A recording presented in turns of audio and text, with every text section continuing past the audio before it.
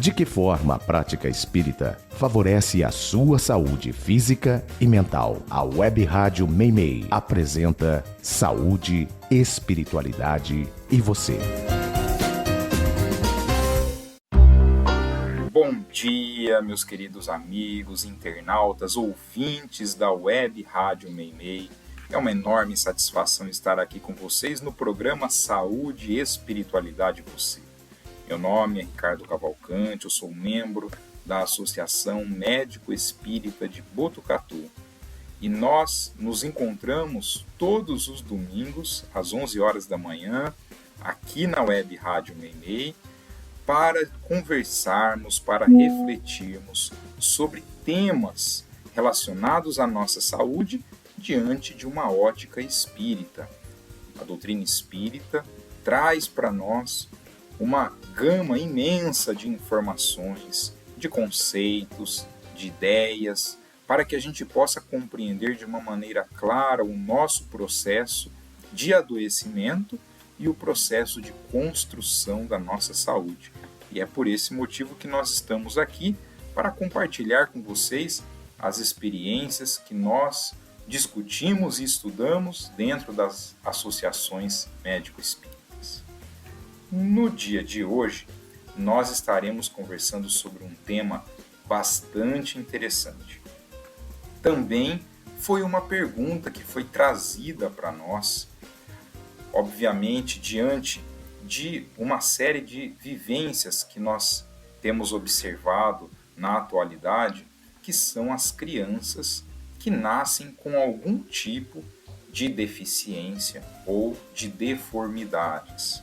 São doenças, muitas vezes chamadas congênitas, ou seja, crianças que já nascem com um problema de saúde bastante grave, bastante sério, muitas vezes decorrente de problemas genéticos que estão levando ela àquele tipo de manifestação, ou mesmo crianças que em tenra idade já manifestam doenças que podem comprometer de uma maneira significativa toda a sua vida, ou seja, são pessoas que terão, por exemplo, uma limitação no seu dia a dia pelo fato de terem uma restrição em relação ao seu cognitivo. Então, muitas vezes, elas não vão conseguir desempenhar o mesmo trabalho, as mesmas atividades que uma pessoa que não é portadora daquela doença. Limitações físicas, muitas vezes, intensas, né? Então, crianças que não conseguem enxergar, que não conseguem ouvir, que não conseguem falar ao mesmo tempo, né? Que não conseguem se comunicar através da linguagem verbal, que é a nossa maneira mais comum e clássica de comunicação, que muitas vezes não andam, né, não se locomovem, estabelecem uma condição de dependência muito grande com seus pais. Essas situações, obviamente, elas estão presentes desde os primórdios da humanidade, desde os primórdios que nós, seres humanos, habitamos esse planeta. Aliás, essas condições existem inclusive nos animais. Então, elas não são exclusivas apenas dos seres humanos, mas nos próprios animais elas já estavam presentes. Mas em nós, seres humanos, isso é algo que sempre trouxe muita angústia, principalmente porque o momento, né, que a família aguarda a chegada de um novo membro, de um espírito que está reencarnando, existe sempre aquela imagem idealizada, aquele desejo de se receber uma criança que é perfeita, vamos dizer assim, né? Dentro, vamos dizer, do contexto humano. Perfeita em que sentido? Uma criança que nasce saudável, com os seus sentidos todos plenos, com a sua mobilidade, com o seu desenvolvimento, com o seu crescimento, ou seja, aquela criança que não trará dificuldades maiores para aquela família. Isso geralmente é esperado, né? As famílias desejam muito isso, claramente, e se cria uma expectativa muito grande. E muitas vezes, quando se recebe um espírito dentro daquele seio familiar, aonde esse espírito vai manifestar algumas limitações já desde o início por conta de certas doenças e deformidades que ele possa apresentar, isso acaba gerando uma angústia muito grande, muitas vezes para os pais, para os familiares, de como lidar com isso. Por isso que o objetivo hoje nosso aqui é tentar esclarecer, dentro da visão que a doutrina espírita traz, como que a gente pode entender este cenário, por que isso está acontecendo, por que isso é permitido dentro da lei divina que pessoas reencarnem nessa condição. Algumas pessoas questionam porque dizem o seguinte: puxa vida, né? Diferente daquela doença que você adquire ao longo da sua vida, principalmente na fase adulta, ou seja, em que você teve tempo para poder mostrar quem você é, que você teve tempo para tomar decisões, para exercer o seu livre-arbítrio e poder decidir sobre a sua própria vida. Ou seja, quando vem uma doença que é decorrente, muitas vezes, de uma má alimentação, de um hábito de vida inadequado, por exemplo, um sedentarismo, porque vem do comportamento inadequado, aquela pessoa que é irritada, que é pessimista, que traz muita revolta dentro de si, que manifesta muita culpa, muita mágoa. Ou seja, o indivíduo, vamos dizer assim, ele permitiu que aquela doença acontecesse porque ele criou essas condições. Mas quando vem a criança, acabou de reencarnar. Então, o primeiro ponto que a doutrina espírita nos traz para a gente compreender essa situação é nós sempre recordarmos que nós estamos num mundo de provas e expiações. A gente ouve muito dentro do movimento espírita, mas nós estamos caminhando para um mundo de regeneração. Sim, estamos caminhando, mas essa caminhada é lenta e nós ainda não estamos no mundo de regeneração. Ainda estamos distantes disso. Porque ainda há muita coisa para nós melhorarmos, para efetivamente alcançarmos um mundo de regeneração. Então, ainda estamos no mundo de provas e expiações, ou seja, num mundo em que muitas das nossas ações ainda são ações negativas, ainda são ações contrárias às leis divinas. Então nós ainda erramos muito. E pode até ser que nesta presente existência, com as oportunidades que recebemos, com a consciência que nós adquirimos, as nossas falhas possam não ser tão graves. Mas, nas existências anteriores, há grande chance de termos cometido grandes delitos. E essa é uma condição que a gente tem que sempre considerar, ou seja, todas essas nossas ações equivocadas perante a lei divina, elas necessitarão de um resgate, elas necessitarão de um efeito que vem contrário no sentido de nos educarmos intimamente, no sentido de espiritualmente nos transformarmos diante daquilo. Por isso que esse é o primeiro ponto, ou seja, se estamos no mundo de provas e expiações, essas condições, como as deficiências e deformidades que podem acometer uma criança que acaba de nascer, elas são esperadas num mundo como esse. O segundo ponto que a gente tem que considerar, e que nós aprendemos muito dentro da doutrina espírita, é que o perispírito, ele é uma estrutura muito importante para nós. Por quê? Porque o perispírito, que serve como ligação entre a alma, entre o espírito, que é o princípio inteligente, a sede do nosso pensar, daquilo que sentimos, das nossas memórias, é a sede daquilo que nós somos, em essência. A ponte entre o espírito e o corpo físico é o perispírito, que é um corpo muito parecido com o corpo físico, mas um corpo que ocupa um plano diferente dentro da natureza, dentro do universo. Ele não é tangível para nós que estamos aqui encarnados, ele não é palpável para nós. Mas este corpo, ele vai ser importante por quê? Porque ele vai permitir a ligação do espírito com o corpo físico. E na doutrina espírita nós aprendemos que o perispírito, ele auxilia o corpo físico na sua organização. Ou seja, desde o momento da fecundação, porque a própria fecundação tem uma interferência muito importante do perispírito. Então, quando o espermatozoide ele precisa encontrar o óvulo materno, o espermatozoide do pai, precisa encontrar o óvulo materno, existem ali uma quantidade imensa de espermatozoides, são cerca de 200 milhões. Qual deles vence a corrida para chegar primeiro no óvulo? Quem auxilia nesse processo é o próprio perispírito, que, trazendo as necessidades reencarnatórias daquele indivíduo, ele auxilia, ele identifica. Isso acontece de uma maneira automática, não é pensada, de uma maneira automática, por atração magnética. Ele se vincula àquele espermatozoide que tem a característica genética, ou seja, que traz o seu gene dentro daquilo que mais se encaixa diante da necessidade reencarnatória que aquele espírito apresenta. E assim, desde este momento, na escolha do espermatozoide, o perispírito tem um papel fundamental para que aquela fecundação aconteça e que se forme um corpo que atenda àquilo que aquele espírito precisa vivenciar na presente existência. Isso tudo é decidido, é planejado no mundo espiritual antes de nós chegarmos aqui. Se os nossos delitos provocados no passado forem delitos graves, delitos importantes, delitos que nos levaram a um sentimento de culpa muito grande, às vezes o delito nem foi tão intenso, mas o sentimento de culpa pode ter sido. Por quê?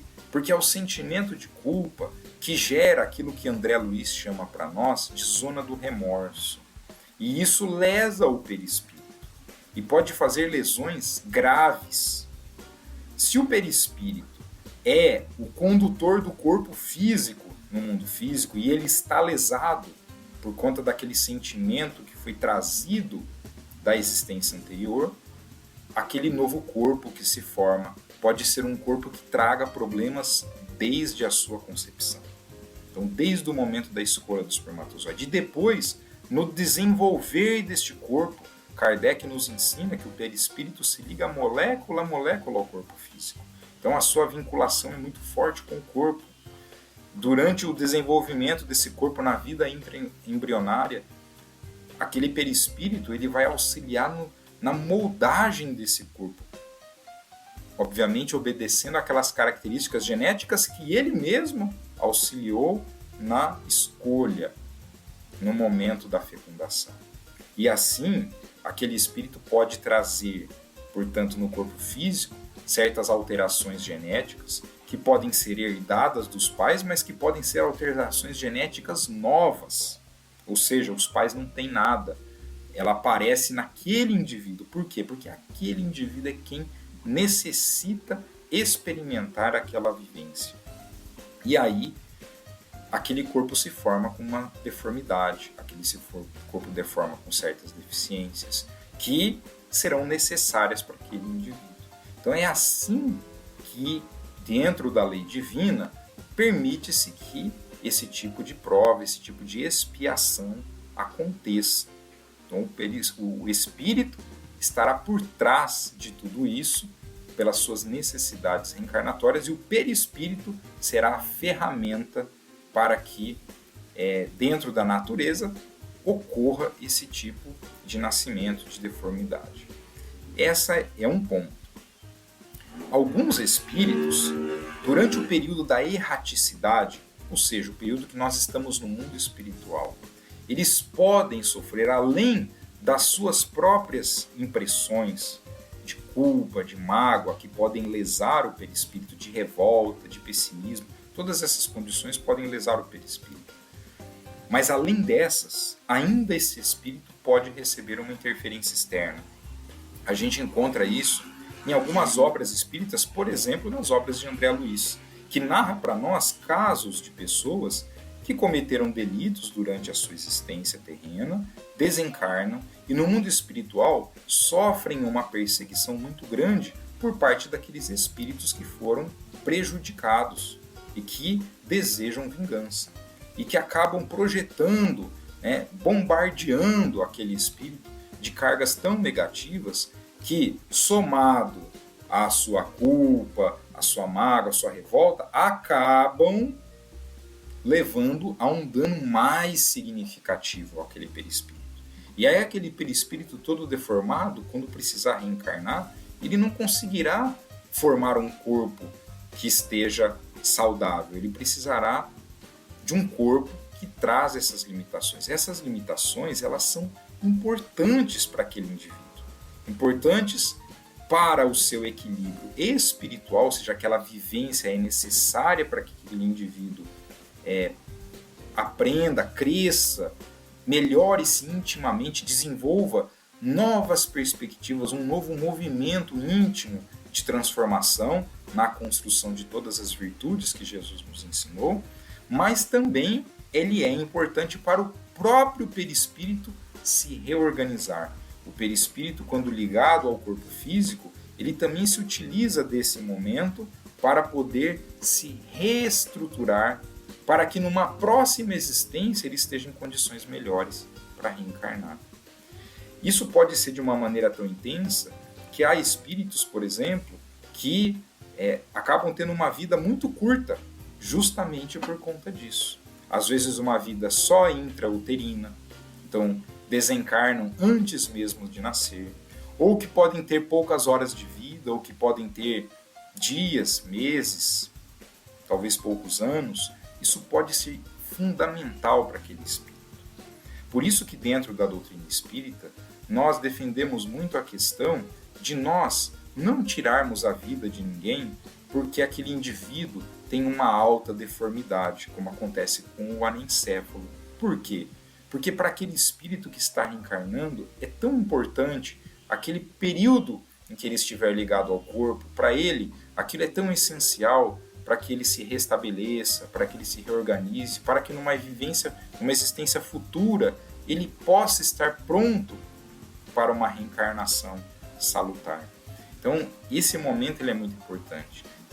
Há um caso muito bem descrito que está no livro Ícaro Redimido, História de Santos Dumont, que teve uma experiência como essa, e quem tiver interesse eu recomendo que leia essa obra, uma obra fantástica, que narra para nós justamente esta necessidade desta vinculação ao corpo, mesmo que por um período curto de existência, mas para restabelecer a estrutura perispiritual. Diante, por exemplo, da situação de Santos Dumont, que, quando teve esta personalidade aqui encarnada, acabou cometendo suicídio e trouxe, mediante os sentimentos que carregava, uma deformidade importante ao perispírito. Isso nós vamos encontrar em outros cenários também dentro da doutrina espírita, em outras obras, narrando para a gente esta condição. Por isso que ele é muito importante. Um outro ponto que a gente também tem que considerar diante desse cenário é que aquele espírito que está reencarnando na condição de uma criança que vem com grave deficiência, que vem com grave deformidade, a gente pode estar ali diante de um espírito que não está resgatando absolutamente nada, que não está expiando absolutamente nada, porque pode ser que este processo redentor de expiação, de reparação, seja para os pais. Às vezes o espírito não é o foco podem ser os pais. Os pais às vezes precisam. Para eles é importante aquela vivência de ter que cuidar de alguém que vive naquela condição. E aí, obviamente, a gente está diante de espíritos que têm um grau de elevação muito grande, que aceitam uma reencarnação com todas essas limitações para auxiliar aqueles que serão os seus pais. Este também é um cenário, embora menos comum, mas também presente e que também pode justificar a presença desta condição que nós vivemos na atualidade. Esse era a reflexão que nós temos para o dia de hoje. Eu convido a todos vocês que, para aqueles que tiverem perguntas, que tiverem sugestões, dúvidas, tragam para nós. O nosso meio de comunicação é através do WhatsApp. Vou passar aqui para vocês o número que vocês entrarão em contato. O DDD é 14, o número é 99834 4781. Repetindo, 14 o DDD, 99834 4781. Através deste WhatsApp, que é da Rádio Meimei, vocês podem encaminhar dúvidas, sugestões, podem encaminhar questões, temas para que nós possamos discutir aqui no nosso programa e poder compartilhar com vocês as experiências e os estudos que nós realizamos dentro das associações médico-espíritas do Brasil. Que tenhamos uma semana de muita luz e de muita paz.